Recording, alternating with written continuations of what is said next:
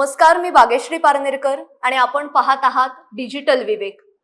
शनिवारी पुण्यात छात्रों की गूंज या कार्यक्रमाच्या माध्यमातून पप्पू की गूंज आपल्याला ऐकायला मिळाली।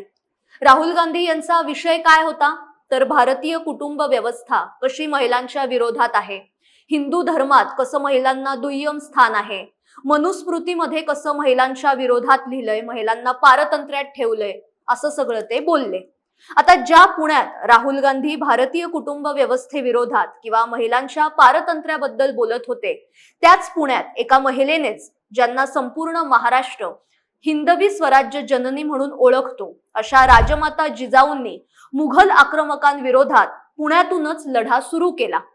भारताच्या पहिल्या महिला डॉक्टर आनंदीबाई जोशी या सुद्धा पुण्याच्याच होत्या। इतकंच नाही तर स्त्री शिक्षणासाठी आपलं आयुष्य वाहणाऱ्या पहिल्या महिला शिक्षिका क्रांतिज्योती सावित्रीबाई फुले या देखील पुण्याच्याच।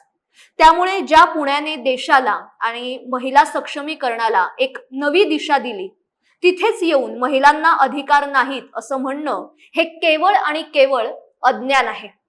आणि काँग्रेस पक्षाच्या वतीने देशभरात म्हणे छात्रों की गूंजचे 800 कार्यक्रम घेण्यात येणार आहे। अरे बापरे, म्हणजे अजून आपल्याला बऱ्याच कार्यक्रमातून असं अज्ञान ऐकायला मिळणार आहे। पुण्यात जो कार्यक्रम झाला ना, त्याविषयी आता एक एक गोष्टी समोर यायला लागल्या आहेत। म्हणजे इथे पैसे देऊन कसं मुलींना आणण्यात आलं होतं याचे आरोप आता आयोजकांवर होत आहेत। रील्स बनवण्यासाठी सुद्धा भरपूर पैसे वाटले होते। तरुणांना आणि खास करून मुलींना आपल्या बाजूने खेचण्यासाठी आता जोरदार ताकद लावली जाते। हे नवं टूलकिट आहे। तो मेरे सोशल मीडिया अकाउंट पे मुझे एक मैसेज आया था। इट वाज जस्ट अ कॉमन मैसेज जहाँ पे उन्होंने बोला था कि this is a collaboration and we would like to have your contact. मैंने मेरा कॉन्टैक्ट दिया। मुझे व्हाट्सअप कॉल आया, मैंने पहले उठाया नहीं because I didn't know who it वाज, बट उनका टेक्स्ट आया, so I called them back. Call back करने के बाद मुझे बोला जाता है कि आपको राहुल गांधी जी का छात्रों की गूंज ये इवेंट अटेंड करना है 22 अगस्त को, यानी कि कल। End they were asking me कि आप इसके लिए कितने पैसे लोगे, आपके चार्जेस बताओ, एक्सेट्रा एक्सेट्रा स्टफ। उसके बाद मैंने उनको पूछा क्या मुझे इसका ऑफिशियल इनवाइट मिलेगा या ऑफिशियल कोई इनविटेशन है, तो उन्होंने नहीं कहा। उन्होंने कहा कि हमारा एक POC है जो आपको डायरेक्टली वेन्यू पे मिलेगा और आपको एंट्री पासेस देगा आपको। तो मैंने पूछा मुझे एग्जैक्टली करना कैसे, अटेंड करने के पैसे मिल रहे?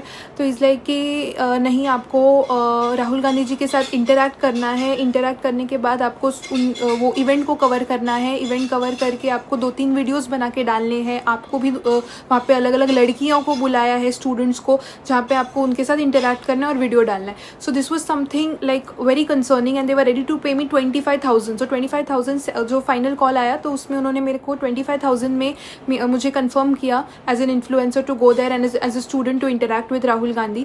आई feel this is very bad because today's Gen Z is aware, today's Gen Z know what is the difference between right and wrong. Even after checking my profile and knowing that I post nationalistic content and something for the Prime Minister and everything against anti-India stuff, I call out anti-India stuff, still they tried to reach out to me. So I don't know, I was surprised कि they think students can be bought in 25,000. That is something very wrong and I strictly I'm strictly not okay with this. एक बातमी सुद्धा आली।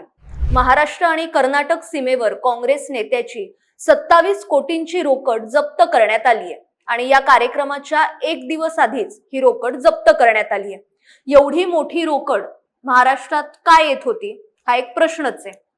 2029च्या लोकसभा निवडणुकीसाठी काँग्रेसचे आता प्रयत्न सुरू झालेत। 2024च्या लोकसभेआधी काँग्रेसने भारत जोडो यात्रा काढली होती आणि आता छात्रों की गूंज। जेन झी म्हणजे युवा पिढी काँग्रेसला इतकी महत्वाची अचानक का वाटायला लागली? तर हा वयोगट, जेन झीचा वयोगट कोणता आहे तर 18 ते 29 आणि येणाऱ्या निवडणुकीच्या काळात हा वयोगट ज्यांच्या बाजूने असेल त्यांच्या बाजूने सत्ता ही बाब आता उघड आहे। हा वयोगट सोशल मीडियावर फार ऍक्टिव्ह आहे। सोशल मीडियाचा वापर करून या वयोगटाला सरकारच्या विरोधात उभं करणं हे सोपं आहे आणि हे काँग्रेसला कळलंय। त्यामुळे काँग्रेसचं नवं टूलकिट आता हे ऍक्टिव्ह झालंय। अभिजित दिपके आणि त्याचं टोळकं तिकडे काम करतच आहे आणि काँग्रेसने सुद्धा छात्रों की गूंजच्या माध्यमातून आपली रणनीती सुरू केली। आता जरा परवाच्या कार्यक्रमाबद्दल बोलूया। थोडक्यात तिथे वेड्यांची जत्रा आपल्याला पाहायला मिळाली। आता काही व्हिडिओ दाखवते, ते बघा.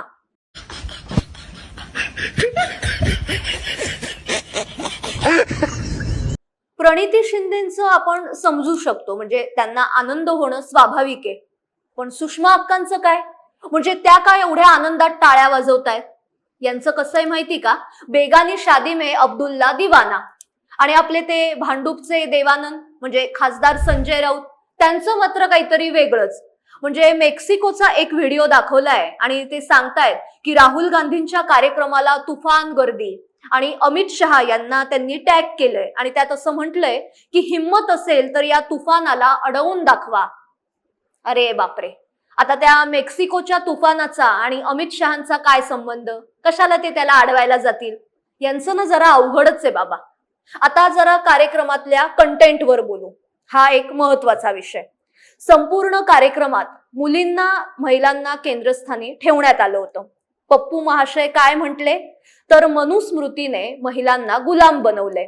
महिलांना पारतंत्र्यात ठेवण्याचा माइंडसेट हा मनुस्मृतीमधून आलेला आहे. राहुल गांधी नेमके कोणत्या काळात जगतायत हा जरा प्रश्नच आहे. आज महिला एक एक क्षेत्र पादाक्रांत करतायत. अगदी छोट्या गावातल्या महिलाही स्वतःचा लहानसा का होईना पण एक व्यवसाय करतायत, आपली मतं मांडतायत. आणि या महाशयांना असं दिसतंय की महिला आज पारतंत्र्यात आहेत. या इटालियन राजपुत्राला मनुस्मृतीमध्ये काय लिहिलंय हे बरोबर दिसतंय, पण कुराणमध्ये काय आहे हे यांना अजिबात दिसत नाही. मग शरिया कायदा किंवा हलाला, 3 तलाक, हिजाब यामुळे महिलांचं स्वातंत्र्य हे धोक्यात येत नाही का? बरं, ज्या मनुस्मृतीबद्दल तुम्ही बोलतायत ना, त्याच्या 3ऱ्या अध्यायात एक श्लोक आहे. तो सांगितला असता तर जरा बरं झालं असतं, पण हे कसं सांगतील? हे त्यांच्या सोयीनुसारच सांगतात. तर तो श्लोक काय आहे? यत्र नार्यस्तु पूज्यन्ते रमन्ते तत्र देवता. याचा अर्थ काय? ज्या ठिकाणी स्त्रियांची पूजा केली जाते, त्यांना मान दिला जातो, त्या ठिकाणी देवदेवता रमतात. पण राहुल महाशयांना हे माहिती असण्याचा प्रश्नच नाही. मुळात या सगळ्याचा म्हणजे राहुल गांधी जे काही बोलले त्याचा आणि भाजप सरकारचा काय संबंध आहे हे जरा त्यांनी स्पष्ट केलं तर सगळ्यांनाच समजेल. भाजपने काय महिला स्वातंत्र्यावर गदा वगैरे आणली आहे का? अहो, हिशोब मांडायला गेला ना तर अख्खा एपिसोड कमी पडेल, एक वेगळा एपिसोड करावा लागेल. अहो पप्पू महाशय, मोदी सरकारच्या काळात गावातली महिलांची मूलभूत गरज असलेली शौचालयं सगळीकडे बांधली गेली. मुद्रा योजना, लखपती दीदी यासारख्या अनेक वेगवेगळ्या योजनांमधून लाखो महिलांना स्वयंरोजगार मिळवून दिलाय. महिलांना संरक्षण दलात ऐतिहासिक आणि मानाचं स्थान मिळालं. महिलांना हवाई दलात लढाऊ वैमानिक म्हणून संधी देण्यात आली. सैन्य दलात आज महिला उच्च पदांवर काम करतायत. 2022 मध्ये पुण्यातल्या खडकवासला इथले एनडीएचे दरवाजे पहिल्यांदाच महिला कॅडेटसाठी उघडण्यात आले. का माहिती इतकी वर्ष का लागली? कारण काँग्रेस सरकारने महिलांना सैन्यात कमांड पोस्ट आणि स्थायी कमिशन देण्यात येऊ नये यासाठी प्रयत्न केले होते. उच्च न्यायालयाच्या निर्णयाविरोधात काँग्रेस सरकार सर्वोच्च न्यायालयात गेलं होतं. 2024 मध्ये महाराष्ट्रातील शासन निर्णयानुसार मुलांच्या शासकीय आणि शैक्षणिक कागदपत्रांमध्ये आईचं नाव लावणं हे बंधनकारक करण्यात आलं. अहो, असे कितीतरी निर्णय सांगता येतील. महिलांना आत्मनिर्भर करण्यासाठी अनेक योजना मोदी सरकारच्या 12 वर्षाच्या या काळात यशस्वीपणे राबवल्या गेल्या. आणि हे म्हणजे राहुल महाशय महिलांना स्वातंत्र्य नाही अशा गप्पा मारतायत. बरं, पुण्यात येऊन महिला स्वातंत्र्याच्या गप्पा मारणाऱ्या राहुल गांधींनी आजपर्यंत काय केलंय तर महिला आरक्षण विधेयकाला विरोध केलाय. 3 तलाक रद्द करण्याला सुद्धा विरोध केला होता.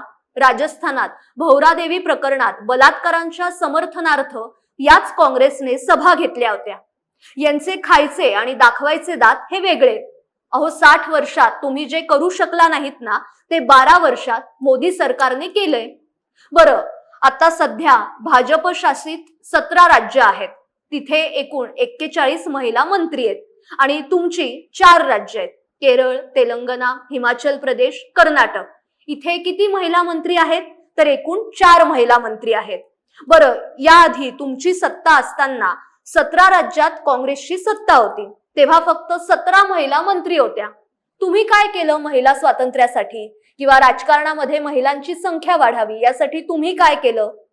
मग तुम्ही कसे काय महिला स्वातंत्र्याबद्दल किंवा आज महिला पारतंत्र्यात आहेत असं ठामपणे बोलू शकता? आता इथे ज्या मुलींना आणलं गेलं होतं ना, त्यांना सुद्धा नेमकं काय सांगायचं होतं हा जरा एक प्रश्नच होता. म्हणजे काही मुलींना इथे आणण्यात आलं, त्यांना इथे आपण का आलोय हेच माहिती नव्हतं. बघा व्हिडिओ आहेत.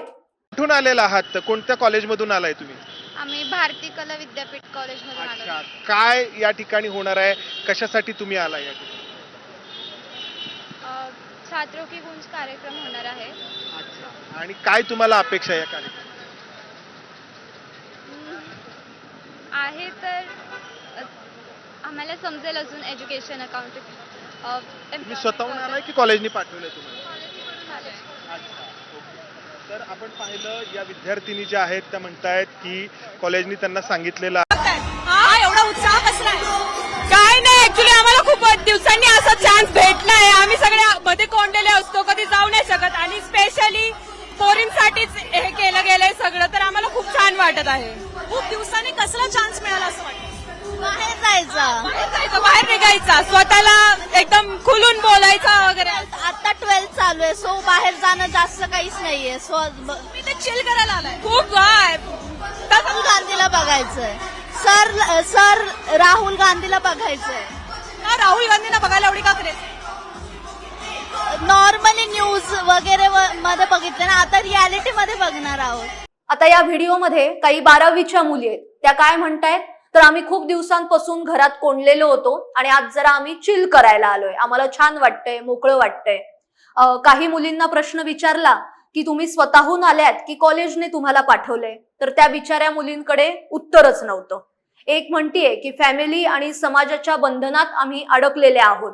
फैमिली के रिस्ट्रिक्शंस और सोसाइटी के रिस्ट्रिक्शंस कि इतने बजे घर क्यों आ रही हो, कॉलेज के अलावा आप इधर उधर क्यों घूम रही हो, इतने बजे इसका कॉल क्यों आ रहा है, बाहर जा रहे हो स्कार्फ बांध के ही जाओ, या फिर और कुछ, इनसे बात मत करो, उनसे बात मत करो, ये मत पहनो. मम्मी पापा कहते हैं, कौन कहते हैं आपको? एक्चुअली मेरे मम्मी पापा सपोर्टिव है, बट हम ऐसे एरिया से आते हैं कि अगर हम पुणे में भी रह रहे हैं तो थोड़ा एरिया अलग पड़ता है सर, वहाँ पे सोसाइटी उनको रोक टोक करती है. त्या हिजाब घातलेल्या ताई काय म्हणतायत, तर मला बसमध्ये चढायला भीती वाटते कारण कोणीतरी छेडछाड करेल असं त्या ताईला वाटतंय. क्लासेस जाने के लिए, कोचिंग क्लासेस जाने के लिए मैं पब्लिक ट्रांसपोर्ट का यूज़ करती हूँ.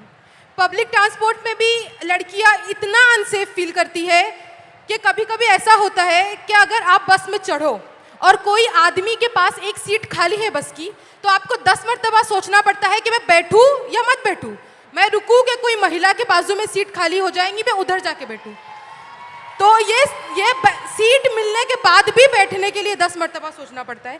सेकेंड थिंग, जब हम देखते हैं कि बस बहुत ज़्यादा फुल है, हद से ज़्यादा रश हो गया है, तो भी सोचना पड़ता है कि अरे जाए या मत जाए, कोई छेड़ देगा, कोई बैग टच कर लेगा, तो ये एक टेंशन रहता है. इसका अपोजिट, अगर बस पूरी खाली है तो भी जाने से डर लगता है. मतलब आपको क्या करना है, आपको भरी हुई बस में चढ़ना नहीं है, आपको खाली बस में चढ़ना नहीं. मतलब हमने पब्लिक ट्रांसपोर्ट को भी ऐसा बना दिया है ना कि गर्ल्स को सेफ फील ही नहीं होता है. विद्यार्थी सुविधांच्या नावाखाली एका ताईने अशी मागणी केली की 35 वर्षांपर्यंत आम्हाला सरकारी हॉस्टेलची सुविधा मिळायला पाहिजे. आम्हाला 35 वर्षासाठी पण 35 वर्षापर्यंत जरी दिलं तरी ठीक उनको आहे. 35 ईयर्स तक हॉस्टल मिलना चाहिए. 35 ईयर्स हो जाएगा तो खुश हो जाओगी? वैसे तो हमें ये एज की लिमिट है वो ही नहीं चाहिए, लेकिन ये सरकार है वो तो आपको भी पता है, लेकिन हम ये चाहते हैं कम से कम ये 35 एज तक भी आ पाए. एकूणच काय चाललं होतं याचा कुणाशी कुणाचा ताळमेळ नव्हता. सगळंच हास्यास्पद होतं. राहुल गांधींचा ना एकच अजेंडा आहे, तो म्हणजे हिंदू धर्माला नावं ठेवायची. मग त्यासाठी ते कोणत्याही थराला जाऊ शकतात. आणि तिथे आलेल्या मुलींपैकी काहींना पैसे दिले होते, काहींना कॉलेजने बळजबरीने पाठवलं होतं, काही जणी नुसत्या मजा करायला आलेल्या होत्या, असं एकंदरीत चित्र होतं. जेनझीचं काय होतं की बराचसा वेळ हा सोशल मीडियावर जातो. मग सोशल मीडियावर जे त्यांना दाखवलं जातं तेच त्यांना खरं वाटायला लागतं. हा सगळा अल्गोरिदमचा खेळ आहे. मग त्यावरच त्यांचा विश्वास बसतो आणि राहुल गांधी आणि विरोधक या गोष्टीचा पुरेपूर फायदा घेतात. आज अनेक महिला महत्वाची पदं भूषवत असताना सुद्धा अजूनही महिला पारतंत्र्यात आहेत हे सांगणं म्हणजे बौद्धिक दिवाळखोरी आहे. आजच्या भागात इथेच थांबते, पण याविषयी नेमकं तुम्हाला काय वाटतं ते कमेंट्स मधनं नक्की कळवा. आणि हा भाग जर तुम्हाला आवडला असेल तर जास्तीत जास्त लोकांपर्यंत नक्की पोहोचवा. अशाच वेगवेगळ्या आणि महत्त्वाच्या विषयांवर आपण रोज बोलणार आहोत. त्यासाठी साप्ताहिक विवेकच्या YouTube चॅनलला आजच सबस्क्राईब करा. धन्यवाद.